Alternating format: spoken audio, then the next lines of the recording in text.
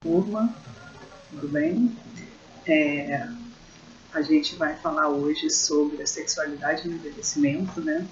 Vou tentar dar essa aula à distância, primeira vez que eu faço isso, então não sei como é que vai ser. Tomara que dê tudo certo, que a gente consiga se entender, né?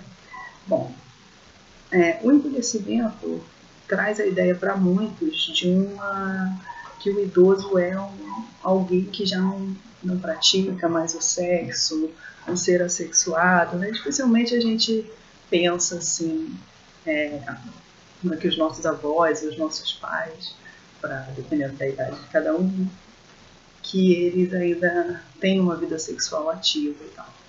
E para muitos profissionais de saúde, fica também a ideia de que esse assunto não é um assunto natural, ou que é difícil de ser abordado.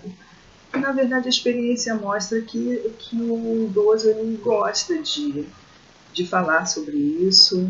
Quando ele não tem nenhum problema, esse assunto flui. Quando tem um problema nesse aspecto, aí sim pode haver alguma dificuldade, né?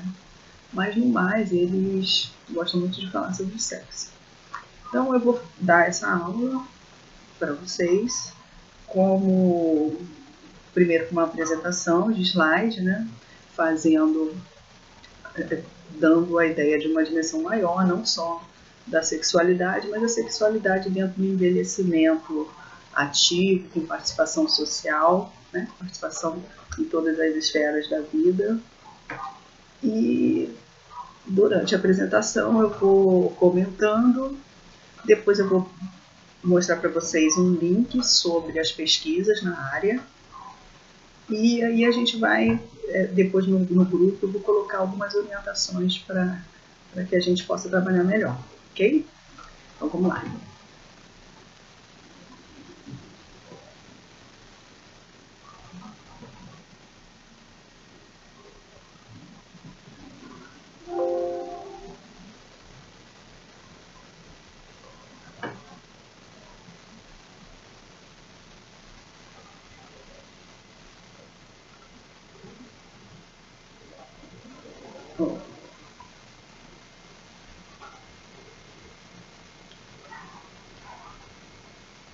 Bom, o envelhecimento bem-sucedido, ele é um envelhecimento com uma ideia de autonomia, independência e engajamento social, né? Então a gente vê aqui as ilustrações de idosos dançando, praticando esporte, atividade física.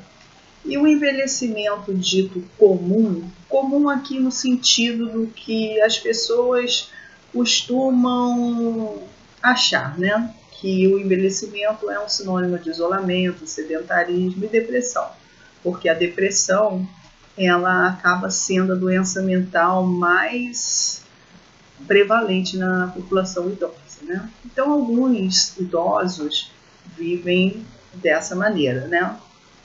Com mais restritos em casa, assistindo a televisão e com pouca participação social. Alguns estudos dizem que as mulheres elas participam mais do mundo social do que os homens, né? Então elas vão mais na rua, vão no mercado, elas se expõem mais aos contatos sociais do que os idosos. Isso a gente tem que pensar numa idade maior, né? Assim, não estou falando assim do idoso de 60 anos, mas de um idoso com uma idade mais avançada. Aos 60, a participação social é quase a mesma, se a gente for considerar o gênero. Mas nas faixas mais adiantadas, aí assim, 80, uma mulher de 80, ela sai mais na rua do que um homem de 80, vamos dizer assim. É nesse sentido aí a história do gênero. O envelhecimento ativo é um termo que ele veio substituindo a ideia de envelhecimento saudável, porque o envelhecimento saudável ela ficava muito trazia em si implícito uma questão de saúde, né? Que a gente estava falando, o termo remetia a ideia de um idoso com saúde. Então, a Organização Mundial de Saúde, a partir do ano de 2005, ela substituiu o termo para marcar uma mudança de comportamento, né, uma mudança de paradigma. Então, esse termo envelhecimento ativo, ele fica mais abrangente, porque quer dizer um envelhecimento com participação social. Ser ativo não significa somente, não significa ausência de doença, né? Significa que mesmo com alguma doença crônica ou algum problema, o idoso possa participar da sociedade. Então, nessa ideia, ter saúde é muito mais do que estar fisicamente bem. E ele também considera os aspectos psicológicos e sociais como determinantes da saúde. Então, aqui no terceiro tópico diz: é necessário ver todas as fases da vida desempenhando um papel social relevante e acreditando em si próprio. Aqui é aquilo que eu já falei, né? Que esse termo marca uma mudança de paradigma. E o envelhecimento ativo aqui tem a sua definição textual, né, como aparece no documento da OMS, página 13. Esse documento ali está no hiperlink, mas se não tiver no grupo, eu vou postar para vocês, né? Então, o envelhecimento ativo é definido como processo de otimização das oportunidades de saúde, participação e segurança, com o objetivo de melhorar a qualidade de vida à medida que as pessoas ficam mais velhas. Aqui eu já falei sobre a mudança do termo, né? Que quer dizer que é para fortalecer mesmo um novo paradigma. Então não se fala mais em envelhecimento saudável, e sim o termo é envelhecimento ativo. O envelhecimento ativo, ele está muito relacionado à qualidade de vida. E a gente fala muito em qualidade de vida na saúde, né? As profissões de saúde falam muito sobre o termo, a respeito do termo qualidade de vida. Mas vocês já pararam para pensar o que significa qualidade de vida? Em geral, a qualidade de vida está relacionada a práticas saudáveis, prevenção de riscos, controle emocional e um senso de eficácia pessoal. E para nós, os terapeutas ocupacionais, a gente fala muito da manutenção da capacidade funcional. Isso está sempre permeando aí o nosso discurso. Mas a qualidade de vida, ela é muito subjetiva. Por exemplo, eu posso falar, se alguém me perguntar assim, como é a sua qualidade de vida? Eu posso ter uma noção totalmente diferente do que o outro pensa. Né? Por exemplo, você vê alguém que aparentemente é uma pessoa bem-sucedida, tem um bom emprego, tem uma boa moradia, faz uso aí da sociedade de consumo, enfim. E aí você pode achar que aquela pessoa tem uma boa qualidade de vida, porque mora no bairro tal, porque tem um emprego assim, e compra tal, se veste de tal e tal maneira. Aí se você for chegar e perguntar para aquela pessoa o que ela acha da qualidade de vida dela, ela pode falar assim, olha, é péssima, porque eu só trabalho, não tenho tempo para a família, durmo, quase não durmo, enfim, a minha qualidade de vida é péssima. Então, você vê, você tem duas visões sobre a mesma pessoa, né? Então, a qualidade de vida ela é subjetiva, tem um quê de subjetividade, é alguma coisa íntima, de senso de satisfação pessoal. Tem a ver com bem-estar pessoal e com a realização pessoal. Então, alguém de fora pode ter uma percepção sobre a qualidade de vida do outro que aquilo não pode não ter nada a ver, né, com o que ele de repente pensa.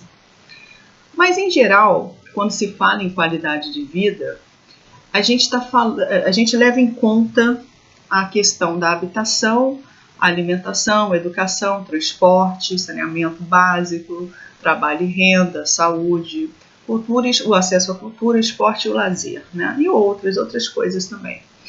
Mas porque isso são aspectos básicos. Como eu vou falar em uma qualidade de vida em um lugar insalubre, né, sem saneamento básico? Ou como que eu vou falar em qualidade de vida se eu gasto 3, 4 horas no transporte público por dia? Então, se eu não tenho renda, por exemplo, se eu não tenho uma boa condição de saúde, se não me alimento bem. Então, esses são os aspectos que geralmente a gente relaciona à qualidade de vida, né? Isso dentro da literatura da promoção da saúde e aqueles autores, Minayo, Hertz e Buss, Paulo Buss. Então, falando em envelhecimento ativo, né, antes de chegar no nosso tema principal, a gente fala dos pilares do envelhecimento ativo. Não sei se vocês já viram esse assunto em outra parte da disciplina, mas enfim, os 3 pilares do envelhecimento ativo é participação, saúde e segurança. Essas são os determinantes do envelhecimento ativo e os princípios da ONU, né, para os idosos. O próximo slide vai detalhar cada um, então acho que a questão da leitura, não vou me deter muito neles, talvez vocês já tenham tido esse conteúdo anteriormente. Então aqui tem os pilares da saúde, o que significa, né? Que é prevenir, reduzir a carga de deficiências, desenvolver os serviços sociais de saúde acessíveis, fornecer treinamento. Então depois acho que é o caso de uma leitura sobre esses tópicos e também do documento lá da ONU de 2005, ou tem uma versão um pouco mais recente também.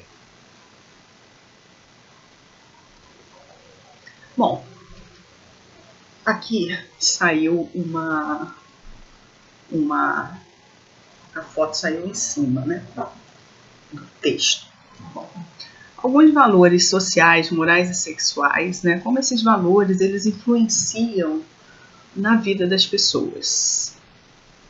Algumas atitudes das pessoas têm relação direta com a sexualidade. Alguns idosos eles vão incorporar os preconceitos que a sociedade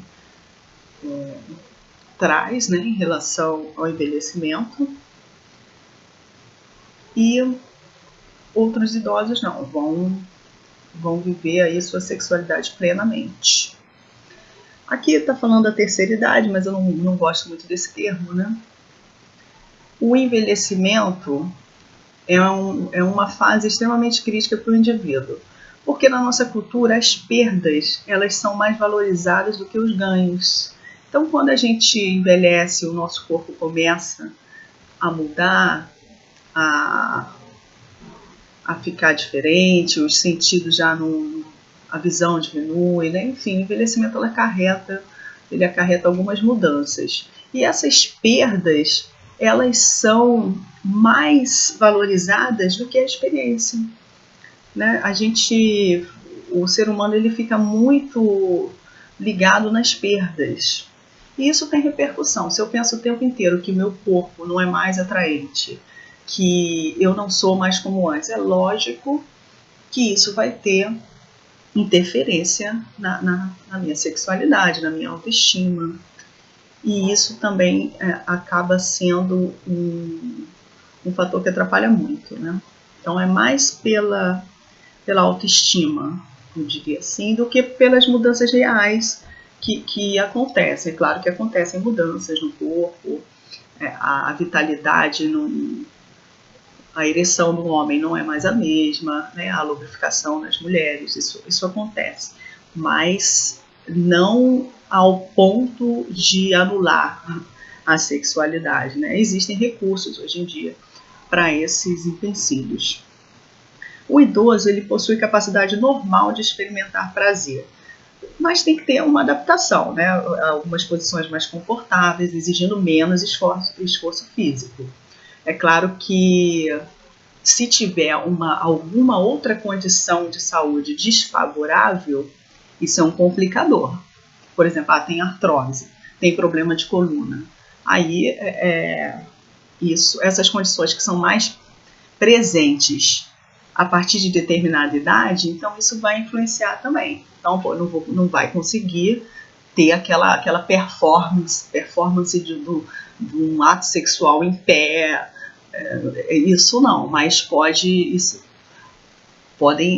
haver adequações, não precisa parar de praticar o sexo, né? A não ser o idoso, aquele idoso que vai incorporando o que a sociedade espera, né? Lembra? Eu acho que na aula de contextos sociais eu falei que o ser humano ele meio que faz o que o outro espera dele. Então, se a sociedade espera que o idoso não pratique mais a sua sexualidade, né, não tenha mais o ato sexual, ele acaba incorporando isso. Alguns acabam incorporando isso. E a sociedade é cruel, né? Tem a questão do gênero também muito presente aqui na nossa sociedade, aqui latino-americana, brasileira, né? Se você tem um idoso, homem, e ele se relaciona com uma mulher muito mais jovem, isso é visto com mais naturalidade do que uma senhora mais velha com um rapaz mais novo.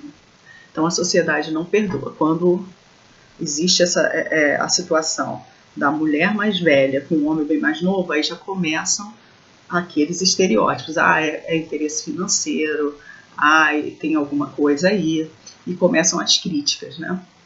Então, isso a gente tem que parar e pensar por quê.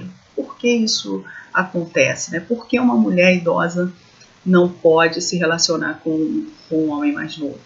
E ao contrário, não. Ao contrário, é visto com mais naturalidade. E isso a família também absorve, né? Tem a questão da família, dos filhos, dos filhos aceitarem essa condição também. É bom pensar nisso.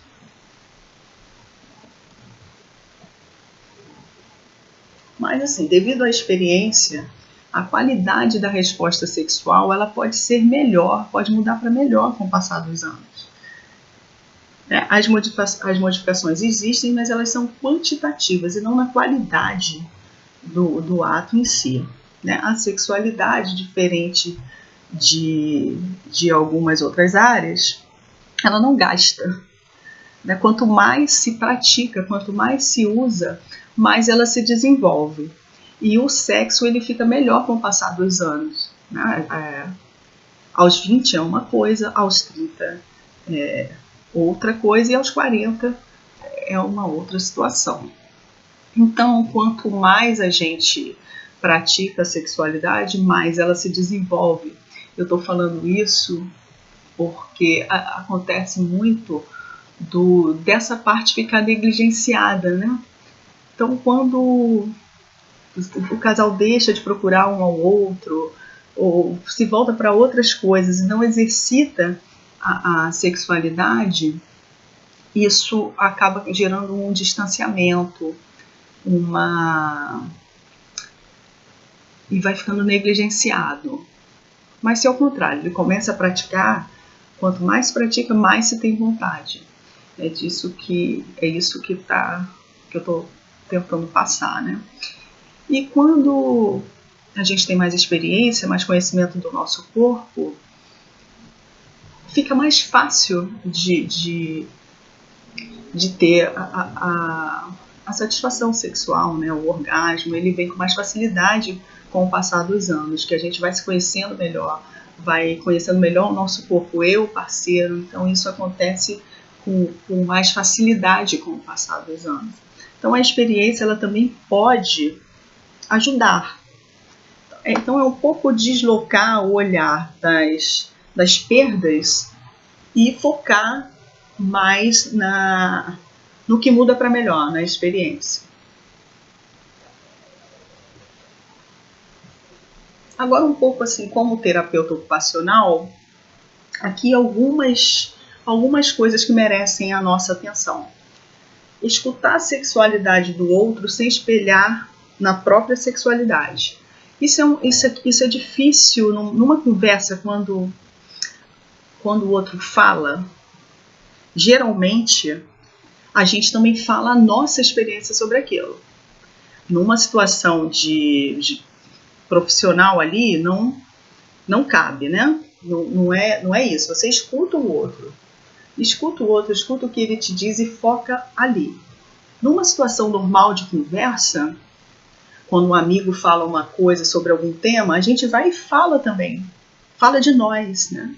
Então, é isso. O que está em foco é a sexualidade lá do idoso que você está trabalhando e a gente procura escutar aquela questão, sem colocar a nossa própria experiência nisso. Saber dos nossos preconceitos em relação à sexualidade do idoso, se desvincular do mito da sexualidade, da velhice assexuada, né? Porque se a gente não cuidar disso, o nosso idoso que está ali, na nossa situação de tratamento, ele vai falar e a gente vai se chocar, né? Se chocar, se escandalizar, e aí ele vai perceber e não vai falar. Saber, esse aqui eu destaquei, né? Saber que os idosos vivem sua sexualidade de formas distintas. Então, saber que entre o 8 e o 80 há uma distância, né? Então, tem várias possibilidades. A gente tem que se desfazer daquele tipo ideal, a norma, né? A sexualidade do outro não necessariamente é a sua sexualidade. Então, existem idosos homossexuais, existem diversas formas de expressão da sexualidade. E se você não tiver a abertura necessária, ele vai se restringir. O outro percebe, né? E aqui eu já falei que alguns incorporam os mitos e preconceitos, alguns idosos são eles próprios preconceituosos e criticam aquele outro que consegue vivenciar a sexualidade sem culpa, sem preconceitos, né? Então tem vários casos, né, das senhoras que criticam a outra, que namora, que paquera, que sai. Por quê? Porque eles próprios mantêm também preconceitos. Bom, outros idosos querem viver intensamente novos relacionamentos. Existem os conflitos familiares por isso. Então, os filhos nem sempre aceitam a sexualidade dos seus pais. Sempre pensam que os novos relacionamentos têm algum outro tipo de interesse, né? E ali, por fim, eu coloco a AIDS na velhice, porque existem estudos que dizem que está aumentando ao longo dos anos os casos de AIDS na velhice. Então, isso aí é também um indício de que a sexualidade do idoso está ali, está presente, né? Então, a gente pensar também em formas de abordar isso, a questão da prevenção, do uso do preservativo, que muitos não usam, se recusam a usar, né? Isso não é uma prática comum, porque o preservativo ele atrapalha a ereção, em muitos casos, na hora que para colocar, na hora de colocar, enfim. E os idosos eles vão resistir à ideia do uso do preservativo. Também a questão da cultura deles, que a gente vê de umas gerações para cá, né? O uso do preservativo ele faz parte, mas há um tempo atrás não. Então não se houve uma adesão na época que você tem que ver. O uso do preservativo ele vai se expandir mais nos anos 90, eu diria. Final da década de 80 para os anos 90. Então, na época que o idoso de hoje iniciou sua vida sexual, lá nos anos 60, 70, o preservativo não fazia tão parte quanto das gerações mais novas. Então isso não foi incorporado por muitos, né? Mas é super necessário se falar na questão da prevenção. Alguns fatores de fato atrapalham a sexualidade do idoso. Vamos ver o que atrapalha. A depressão como a condição assim bem presente ali, como o problema de saúde mental mais presente na população idosa, a depressão. Então, óbvio, né? Tira todo o interesse de todas as áreas da vida, e a primeira que some, em geral, é a questão da sexualidade. Alguns medicamento para pressão, principalmente, eles causam impotência em alguns homens, né? O enalapril, enfim. Doenças degenerativas, artrose, outras doenças degenerativas, elas interferem. A viuvez, a perda do parceiro, baixa autoestima, vergonha e sentimento de culpa, e as mudanças corporais, especialmente nas mulheres. Então, esses são fatores que, de fato, atrapalham a sexualidade do idoso e precisam ser trabalhados, né? Se o idoso está deprimido, então precisa ser tratado. Se tem um medicamento que está interferindo nessa área, esse medicamento precisa ser revisto, essa dosagem ou substituído. As doenças degenerativas precisam ser tratadas e algumas adaptações, né, realizadas.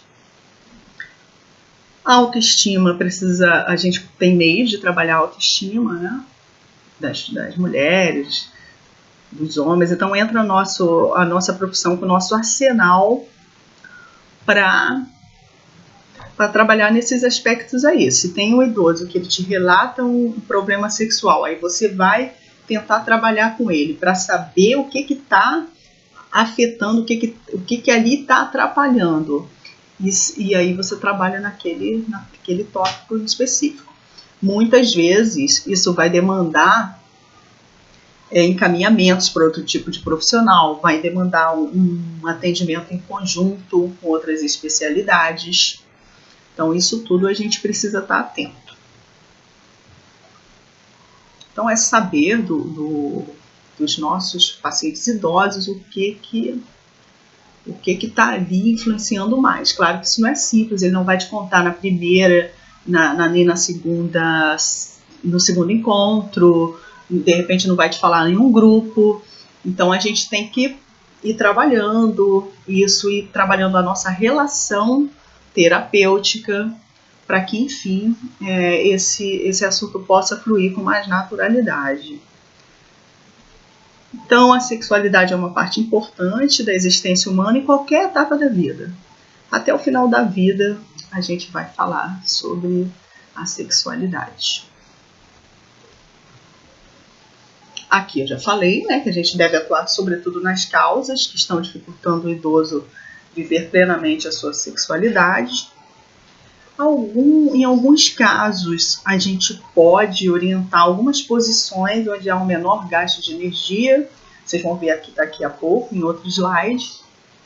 Existem técnicas que protegem as articulações, né? O quadril é uma articulação que é muito prejudicada ao longo da vida, muito desgastada. E então tem influência esse desgaste, a artrose do quadril, porque causa dor, né?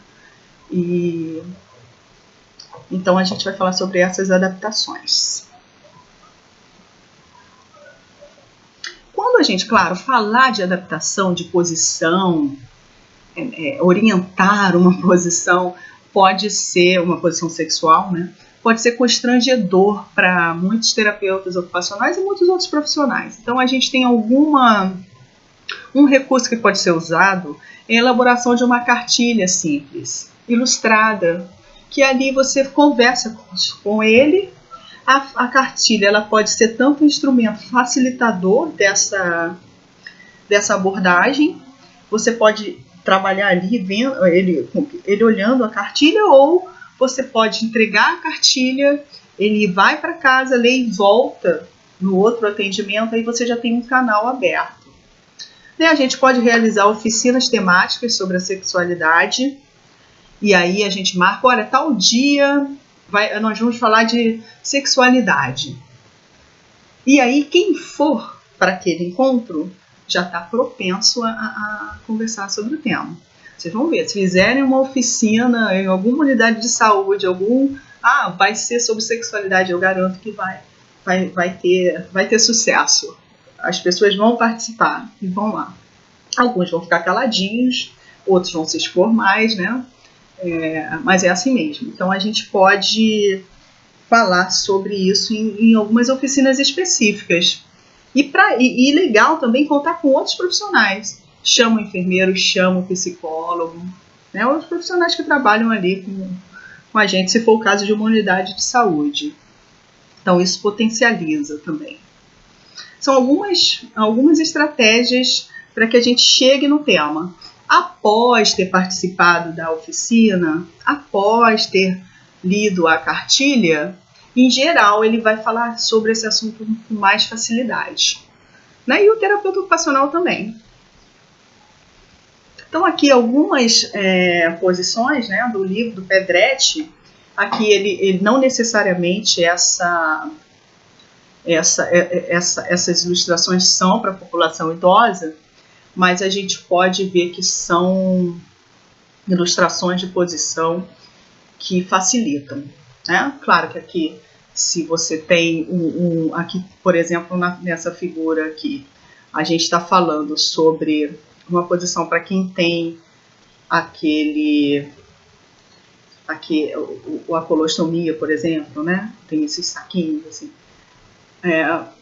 Alguns idosos podem ter, mas mesmo que não tenha, é uma posição que requer menos energia. Então aqui ali embaixo tem a explicação, né? Depois é só ler e tal. Então esse tipo de ilustração, ela pode compor a cartilha, né? E aí vai ter que ampliar a letra aqui, né? Vai ter que ter, de repente, uma ilustração em cada página e aqui e ao lado a explicação, diminuindo também, adequando aqui a linguagem para uma linguagem que o idoso possa entender e também simplificando as informações. Quanto mais simples for a informação, melhor. Se você puder falar em menos palavras, melhor. Uma fonte adequada para ele ler, né, uma fonte da letra que está dizendo. E aqui são alguns exemplos, né, do que pode conter na cartilha. A cartilha pode ser feita em tópicos. Não vamos perder a oportunidade de falar sobre a prevenção, né, sobre o uso do preservativo, sobre o cuidado com a saúde. Então tem que compor essa cartilha de forma bem interessante. Isso é um exemplo, né? Alguns estudos sobre a sexualidade na terceira idade, né, no envelhecimento, eles falam que os idosos que participam de grupo de convivência, estou falando isso especificamente sobre o estudo da Sandra Malé, que é de Belo Horizonte, ela usa o termo terceira idade. Então, para ficar fiel, né, à literatura, vamos lá. Esse estudo dela diz que a maioria dos idosos que participaram da pesquisa fica com outros, e que eles mudam muito de parceiros. Esses são os principais resultados, que não usam preservativo e que enfrentam conflitos familiares pela pouca aceitação dos filhos. E algumas mulheres se envolvem com homens casados ali. Esses foram os resultados da pesquisa. Ela estudou grupos de convivência lá em Belo Horizonte. É isso, né? Não é muito diferente de outros resultados em outras populações. Mas principalmente especialmente deve ser difícil os conflitos familiares. Tem vários exemplos disso, de filho querendo proibir o relacionamento dos pais, dos pais adultos, né? Eu me lembro de uma situação em que no hospital a filha não queria que o namorado da mãe fosse lá vê-la, porque era um rapaz mais novo que ela, do que a mãe, né? Então não queria proibir a visita. Então é nesse nível de interferência, né, na vida dos pais. Você imagina o que é para um... Eu acho que a gente sempre tem que exercitar a questão de se colocar no lugar do outro. Então, os filhos deveriam se colocar no lugar dos pais. Depois de uma vida aí de trabalho, de tudo, quem é o filho para proibir que o namorado da mãe vá visitá-la no hospital, né? Mas isso acontece. Esse é só um exemplo. Acontecem muitas barbaridades nesse sentido, de filho querer proibir mesmo o relacionamento e de dificultar, de se aproveitar de uma condição que a pessoa perdeu uma certa autonomia, de interferir ali e de realmente dificultar. Então, acho que isso, se a gente exercitar, né, se os filhos exercitassem a ideia de se colocar no lugar dos pais, as pessoas iriam relativizar mais, né? Por que a gente se autoriza, né, só porque o outro é idoso, o pai é idoso, desse nível de interferência na vida do outro, sem respeitar, né, a vontade do idoso. Aqui que se envolvem com homens casados é porque também a gente não justificando, né, mas também não fazendo nenhum juízo de valor, mas nesses grupos existem poucos homens. A maioria dos grupos de convivência são de mulheres, né? Existe o processo de feminização do envelhecimento. Então, daí os poucos homens que tem aí, né, podem ficar com muitas namoradas, vamos dizer assim. Aqui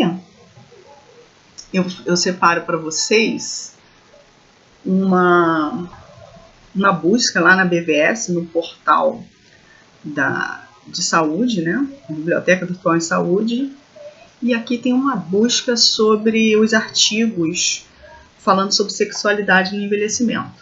Vamos ver se vai abrir aqui.